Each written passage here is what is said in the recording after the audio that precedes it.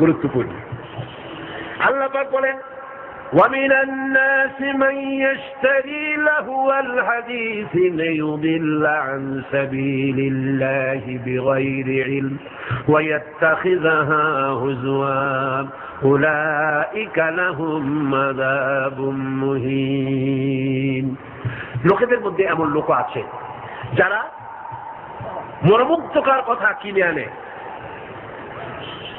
জ্ঞান ছাড়াই আল্লাহর পথ থেকে মানুষকে ফিরায় রাখার জন্য, ওয়াত্তাখিযাহা হুজুয়া, আর আল্লাহর পথে মানুষ যেন চলতে না পারে সেই জন্য এই পথকে তারা হাসি এবং ঠাট্টা বিদ্রুপ করে।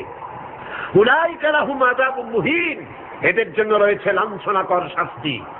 আর কি وَإِذَا تُتْلَى عَلَيْهِ آيَاتُنَا وَلَّى مُسْتَكْبِرًا كَأَن لَّمْ يَسْمَعْهَا كَأَنَّ فِي أُذُنَيْهِ وَقْرًا فَبَشِّرْهُ بِعَذَابٍ أَلِيمٍ। আর যখন তাকে আমার আয়াত তেলাওয়াত করে শোনানো হয় সে দর্প ধরে অ্যাবাউট টার্ন করে, দর্প পরে পিঠ ফিরায় চলে যায়। কাআন লাম ইয়াসমাহা, যেমন সে শুনতেই পায় নাই। কাআন্না ফি উযনাইহি ওয়াকরা, যেন সে বধির কালা, আমার কথা যেন শুনিই নাই, এমনই অবস্থা।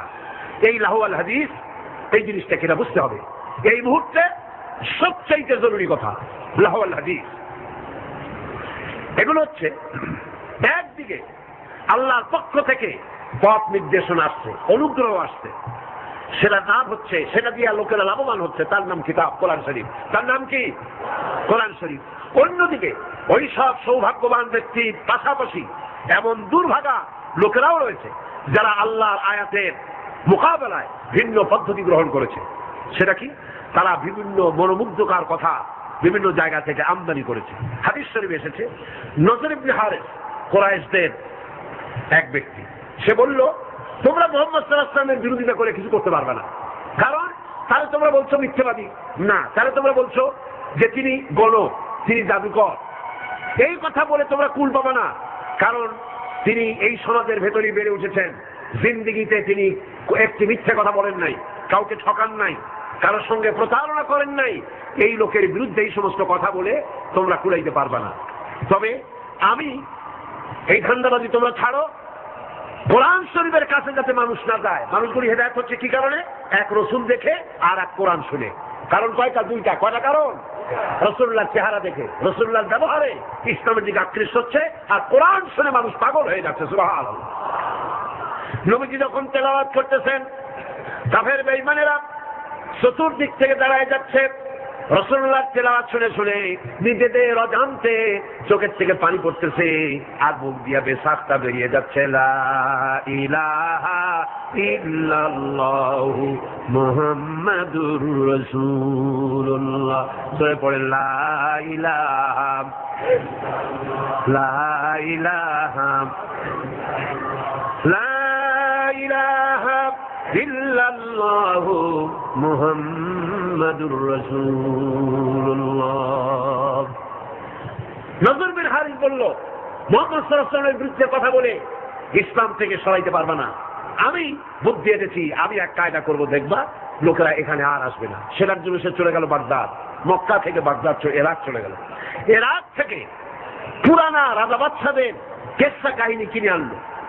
সেই কিসসা কাহিনী কিনে এনে সেইগুলি কেসার এক বিরাট আসর বসাইল, আর সেই আসরকে আরো আকর্ষণীয় করার জন্য নর্তকী, সুন্দরী, গায়িকা, নায়িকা এদেরকে আনা হলো। এই দিয়ে মানুষকে কোরআন থেকে ফিরায় রাখার জন্য চেষ্টা করলো, আর ইসলামের রাস্তাকে, কোরআনকে ঠাট্টা বিদ্রুপ তারা করতে লাগলো। বন্ধুগণ, আল্লাহ রাসূল আখিরাত এবং নৈতিক চরিত্রে শোনার ইচ্ছাই যেন লোকেরা হারিয়ে ফেলে, সেই জন্য এই চেষ্টা তারা করলো। যেমন আজকাল ইসলাম থেকে দূরে সরাবার জন্য চেষ্টাটা চলছে। এই চেষ্টা চলতেছিল রাসূল করিম সাল্লাল্লাহু আলাইহি ওয়াসাল্লামের সময়। কোরআন যাতে শুনতে না পারে সেজন্য নায়িকা এনেছে, গায়িকা এনেছে, সেজন্য তারা গল্পের আসর বসিয়েছে, সাংস্কৃতিক আন্দোলন করেছে। এগুলি করে কোরআন থেকে ফিরাবার হাজারো প্রচেষ্টা করেছে, আর আজও একই পদ্ধতিতে গোটা জাতিকে চরিত্রহীন বানাবার লাহওয়াল হাদিস দিয়ে প্রচেষ্টা চলছে, ঠিক কিনা? ঠিক কিনা? আর দেখেন দেশে সরকারের পৃষ্ঠপোষকতায় নর্তকী, গায়িকা, নায়িকা বন্যার পানির মতো ভারত থেকে আসতেছে, ঠিক কিনা? এরপরে আল্লাহর কোরআনের পথে বাধা দেওয়ার জন্য নাচ, গান, নাটক, সিনেমা ইত্যাদির আমদানি করা হচ্ছে। এগুলি করে ইসলামের পথে বাধার সৃষ্টি করা হচ্ছে। দর্শন বাড়তেছে, চরিত্রহীনতা ক্রমান্বয়ে বাড়তেছে। এগুলি সব হচ্ছে লাহওয়াল হাদিস। এগুলি কি বলুন? লাহওয়াল হাদিস। এই লাহওয়াল হাদিস থেকে আল্লাহ পাক বাঁচার জন্য বলেছেন, যারা কেনে এই লাহওয়াল হাদিস, যারা কেনে অর্থাৎ নিরর্থক, মনোমুগ্ধকর, আকর্ষণীয় আল্লাহর পথ থেকে ফিরাবার যত ব্যবস্থা আছে সবগুলি হচ্ছে লাহওয়াল হাদিস। এগুলি তারা কেন করে? এগুলি করে লিইউদিল্লা আন সাবিলিল্লাহ, আল্লাহর রাস্তা থেকে মানুষগুলোকে ফিরাবার জন্য, আর কোনো কারণ নেই। মুন্সিগঞ্জে আমার এক মাহফিল ছিল, নারায়ণগঞ্জের এপার। সেই জায়গায় প্রোগ্রামটা আমার শুক্রবার দিন প্রোগ্রাম হবে সকাল 8টায়, একটা দোয়ার মাহফিল।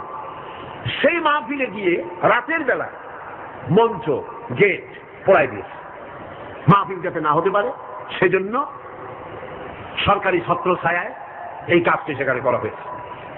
আমি শুনে বললাম, যারা এই কাজটা করলো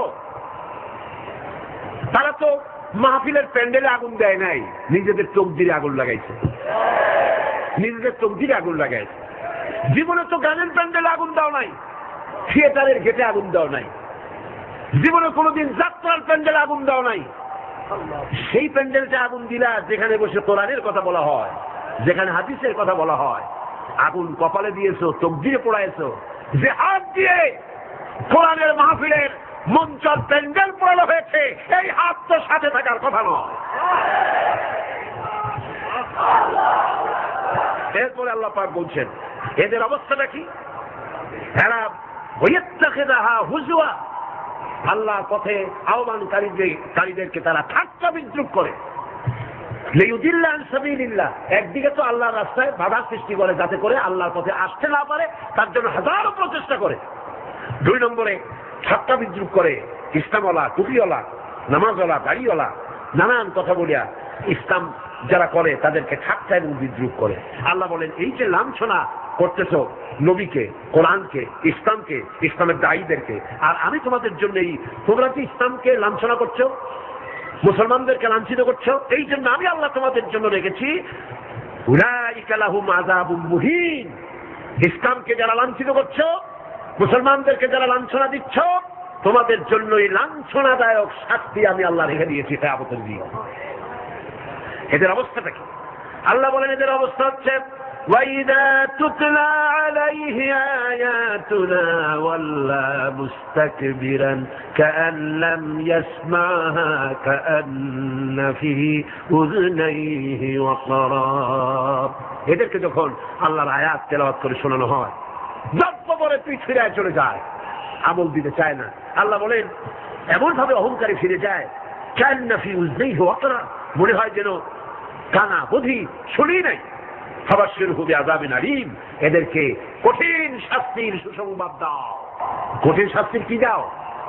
কঠিন শাস্তির কি সুসংবাদ হয়? কি হয়? দুঃসংবাদ। আল্লাহ বলছেন কি? সুসংবাদ। এটা একটা দৃষ্টান্ত দিলে আপনারা বুঝবেন। আমি মাঝে মধ্যে এটা দৃষ্টান্ত দিয়ে এভাবে বুঝাই। ছেলে যদি মায় কন্ট্রোল করতে না পারে, খুব দুষ্ট ছেলে, মায় কন্ট্রোল করতে পারে না, মা তখন বলে, আমার কথা তো শুনলি না, দাঁড়া, অপেক্ষা কর, তোর বাবা আসবে, আমি তার কাছে বলবো। এমন পিঠি লাগাবে, তখন মজা টের পাবি। পিঠে নিচে মজা লাগে নাকি? তাহলে এটা বলতে গেল শাস্তির তীব্রতা বুঝাবার জন্য। সেই জন্য আল্লাহ পাক বলছেন, ফাবাশশিরহু, এদেরকে সুসংবাদ শোনাও। পীড়াদায়ক, যন্ত্রণাদায়ক শাস্তিদের জন্য রয়েছে যারা ইসলামের পথে বাধা দেয় আর ইসলামকে দিয়ে যারা ঠাট্টা বিদ্রুপ করে। মরিয়া দেখো, তারপরে টের পাবা। এখন তো কিছু আল্লাহ কবে না, আল্লাহ খুব আল্লাহ ধৈর্য আমাদের চাইতে কম না বেশি? সুবহানাল্লাহ, সুবহানাল্লাহ, সুবহানাল্লাহ। চিন্তা করা যায়, আল্লাহ যদি আমাদের মতো এই রকমের বদমেজাজি হইতেন, মেজাজ খারাপ হইতো, কবে ধানকে চুরে সব শেষ করি ভালাই। আল্লাহর কত ধৈর্য, সুবহানাল্লাহ কর, কত। আল্লাহ অপেক্ষা করতেছেন সময় দিচ্ছেন। ওয়ায়ামুদ্দুহুম ফী তুগয়ানিহিম ইয়ামাহুন, আল্লাহ পাক সার্কাসদেরকে, সীমালঙ্ঘনকারীদেরকে ঢিল দিচ্ছেন, কর যদ্দূর পারিস কর। তারপরে যখন প্রান্ত সীমায় চলে যায় এরপর আল্লাহ পাক ধরেন, আর যখন ধরেন তখন ছাড়াই দিতে পারে এমন ক্ষমতা পৃথিবীর কারো। আল্লাহ পাক বলছেন ইন্নাল্লাযীনা আমানু ওয়া আমিলুস